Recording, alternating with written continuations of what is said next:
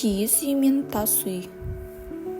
Баяғыда бір ауылда киіз үй мен тас үй қатар тұрыпты. Екеуі де өз орнында тұрғанына риза. Бірақ бір күні тас үй мақтанып, мен қандай мықтымын, қабырғам қатты, төбем биік, қыста да жазда да ыңғайлымын, дейді кеудесін керіп. Киіз үй жай ғана жымиып, дұрыс айтасың бауырым, сен беріксің, бірақ менің де артықшылықтарым бар, дейді. Тас үй таңданып, қандай артықшылықтарың бар сенің?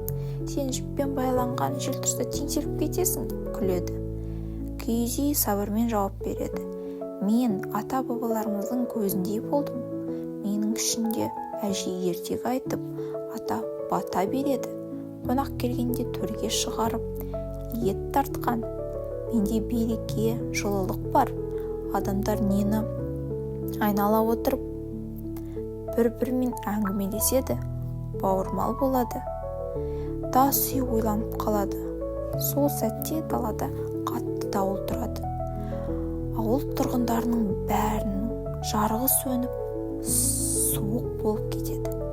Бірақ киіз үйдің ішінде от жанып, адамдар бірігіп, шәй ішіп, ертегі айтып отырған еді. Тас үй жалғыз тұрып, ішін мұз басып қалады. Содан кейін тас үй ұялып, сенің жылылығың мен берекең бәрінен қымбат екен досым, дейді. Содан бастап тас үй мен киіз үй дос болыпты. Екеуі бірігіп ауылдың көркіне айналып